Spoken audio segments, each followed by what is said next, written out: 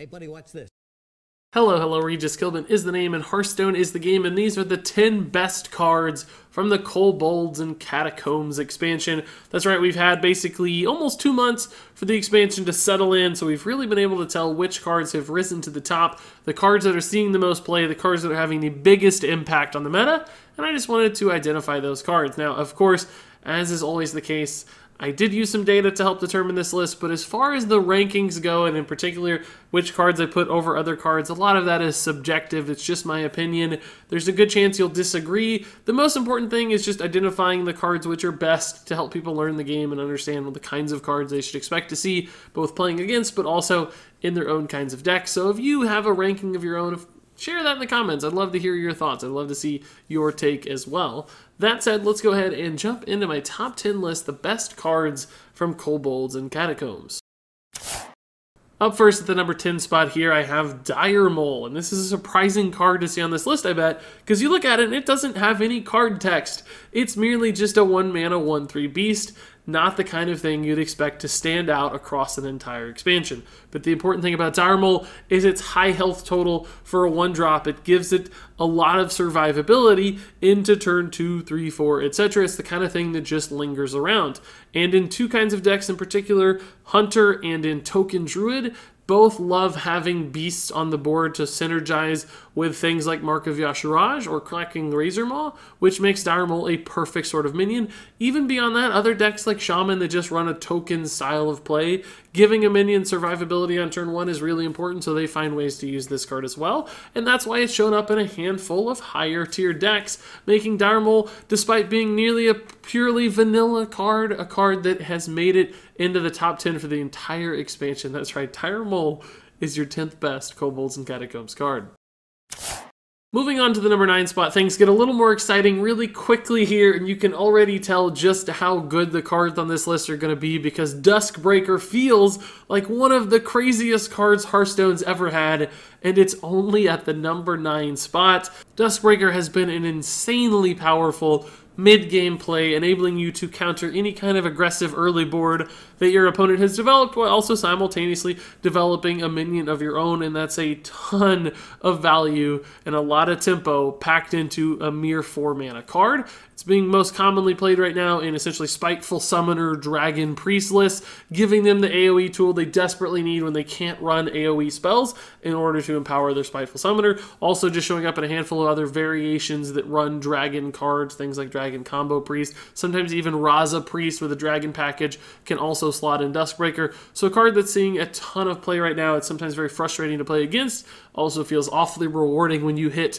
a great Dustbreaker when you're playing it. The power level for this card off the charts. The only thing keeping it this low on the list is merely that it's only being played really by one class and most prominently only in one deck right now. So the potential is pretty crazy with this one as long as dragons continue to show up and Dragon Priest has some relevance in the meta. But still an insane card that a lot of people thought was going to be one of the strongest cards in the expansion, and it turns out really it actually is one of the strongest cards in the expansion, if not super high on the list. Up next at the number 8 spot here, I have Carnivore Cube. And I have to say, if this list was made probably 2 or 3 weeks ago, Carnivore Cube probably would have been in the top 5. Just because rather early in the expansion, Cube Warlock was a thing that was really dominant, was pretty much everywhere. It seemed like it was going to be the defining deck in the expansion. It's still really good, it's still really popular, but not quite as synonymous with ranked Hearthstone play as it was essentially 3 weeks ago. So Carnivore's Cube has lost a little bit of momentum. On top of that, as the deck has refined itself, the Carnivore's Cube keeps showing up less and less. A lot of people are just running more control warlocks that run the Possessed Lackey, Void Lord shenanigans, but don't necessarily run Carnivore's Cube and Doomguard shenanigans alongside them. So Carnivore's Cube's a little bit less popular and influential than it was. That said, still pretty clearly a powerful card that does some silly stuff, has made a huge impact in the meta thus far, isn't going to go away anytime soon, I don't think either. And the potential for this card, of course, to blow up in the future with other powerful synergies always exists as well. So our Carnivore's Cube, a memorable and fitting card for this top 10. Moving on to the number 7 spot here, we have another Priest AoE, but this time it's a spell. It is Psychic Scream. And I pretty quickly identified this as maybe the most bonkers card in Kobolds and Catacombs when the set was first revealed and we saw this card. I still think that's the case. This thing's power level is absolutely ridiculous. Giving minions to your opponent is not often a downside, as a lot of people thought it was, but in fact an upside, shuffling garbage into their deck and breaking their draw, along with a just full board clear every single time, guaranteed, because it's essentially not like Twisting Nether, which might leave death rattles behind. Psychic Scream is going to get rid of everything, and that is so powerful, particularly in Priest, a class which is very easily able to utilize late game removal spells like this one, particularly in Raza Highlander Priest, but also even things like Big Priest or Big Spell Priest can even sneak in a Psychic Scream, and that's why I rank Psychic Scream above Dustbreaker on this list. I think it's a more powerful card just from a raw influence standpoint, but also it's being played across more versions of Priest and perhaps more influential versions of Priest. So for that reason, Psychic Scream takes the number 7 spot. A totally bonkers, ridiculous card. This one is so darn good, and it still isn't even in the top 5. So up next to the number 6 spot here, we have Call to Arms, the Paladin spell. And somehow I think this one's like flying under the radar a little bit. I don't think people realize just how powerful Call to Arms has been. The 2 best decks in Hearthstone right now are essentially Murloc Paladin and Aggro Paladin, a thing which most people don't really realize. But if you look at tier lists, particularly hsreplay.net, you can see those 2 decks have the highest win rate in the game.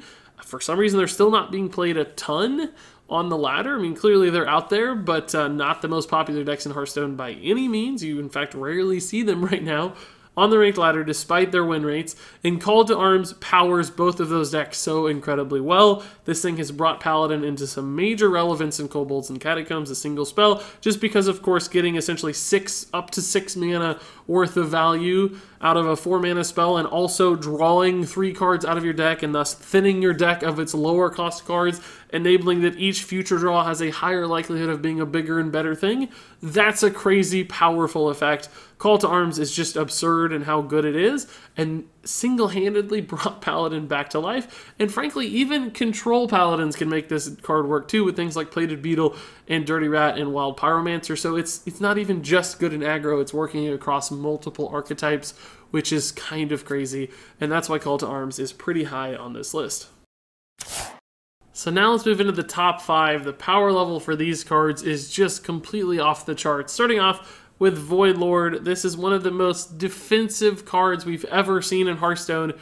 Without a silence, it just seems almost impossible to deal with. And of course, the way Warlock utilizes it right now, you don't just have to deal with one Void Lord, you often have to deal with multiple Void Lords, and sometimes you have to deal with them as early as turn 5, which is just absurd. And that is exactly why Cube Warlock, or even Control Warlock with Possessed Lackey and Gul'dan, and even N'Zoth synergies to exploit this card's raw defensive nature have been everywhere on the ladder. They've been a really big part of the Kobolds and Catacombs meta so far. Void Lord looks even solid on turn 9 when you play it as just a minion, but when you combine it with all those other ways to cheat it out early, to duplicate it, to copy it with Faceless Manipulators, to summon 47 Void Lords it seems in a single game, with all the resummoning tricks that Warlock has, this thing is just absurd. It packs so much punch and so much value into a single card. It makes it almost impossible to win in the late game against Warlock, and that's why it ranks higher on this list than a card like Carnivore Cube, because it's being played in both Cube decks but also non-Cube decks.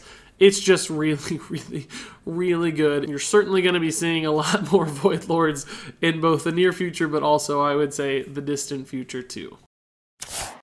So up next here at the number 4 spot, we have Rogue's Elven Minstrel, and this card has become a guaranteed part of basically every Rogue deck since its release, and clearly Rogue has been a pretty prominent part of the meta, thanks to mostly Tempo Rogue, but even like Mill Rogue and Miracle Rogue, both of which are kind of fringe decks, still showing up a little bit though. Elven Minstrel is prominent in both of those decks. This card's potential to just draw you so much for a very little actual penalty to its stats, but also draw you specific kinds of things, and that they're minions allows you to do a lot of cool things. So this was a card I definitely underrated coming into Kobolds and Catacombs, but it has become one of the most played and one of the most dominant cards in the entire game. If you look at the stats right now, Elven Minstrel's actually the third most played Kobolds and Catacombs cards. You could even argue pretty easily for a top 3 spot for this card. It is just that powerful and that commonly seen. This thing is really, really, really good. So now moving on to the number 3 spot for my list here, we have a card that's actually played even more than Elven Minstrel. It is the Kobold Librarian. Now, I think a lot of people are going to be freaking out at this point and saying, oh my god, Regis, how can you put Kobold Librarian above cards like Psychic Scream or Dustbreaker or Carnivore Cube? It's just a 1-mana 2/1. It's not that powerful, Regis. And sure, if we're talking about like immediate direct impact on any given board or game or state of Hearthstone, then yes, of course Kobold Librarian isn't quite doing as much as a card like Psychic Scream. But when it comes down to what makes a card really good, it's the playability of the card. It's just the kind of card you want to include in your deck. And basically right now, Kobold Librarian, a bit like Elven Minstrel before it, just fits into every single Warlock deck. It's perfect in Zoo decks to help you get off to a fast start, get a minion on the board early, and also refill your hand. It's perfect in Control Warlock decks because it's a really cheap cycle that also synergizes really nicely with your Spellstone for Warlocks. So because this guy fits in every version of Warlock, and there are multiple very good versions of Warlock right now, with Zoo, with kind of combo Q-Block, and with more full-on control Warlocks as well, Kobold Librarian gets a home in each of those, making it the second most played card in Kobolds and Catacombs. It's in almost 1 out of 5 decks right now. Not just Warlock decks, but all decks. So any given time you are playing a game, there's a 20% chance Kobold Librarian is going to be in one person's deck. That's pretty crazy. This card is absolutely everywhere. And even though you don't think about it, it's probably not the kind of card that bugs you or you get triggered by it or that you think it needs a nerf. The fact that it's just such a cheap cycle that fits so well into its class, it works perfectly for Warlock. That's what makes it deserve such a high spot on this list. So moving into the number 2 spot here, I have Spiteful Summoner, and this is a card which essentially jumped a few other cards in regards to its playability. It's not the most commonly seen card in Hearthstone right now, but I think it has a couple things that earns it its spot on this list. Right now, first off, is that it's gaining a ton of momentum. I think it's getting more and more popular pretty much every single day. A lot of people are running Spiteful Summoner decks in different classes that we don't traditionally see because, of course, the Spiteful Summoner Big Spell Priest is the most common, highest tier version of this card, and maybe arguably the 3rd best deck in Hearthstone right now, although it's certainly not being played as often as other things like Highlander Priest. It's very, very powerful, and clearly the centerpiece, the core, entire keystone for the Spiteful Summoner Priest deck, as the name would suggest.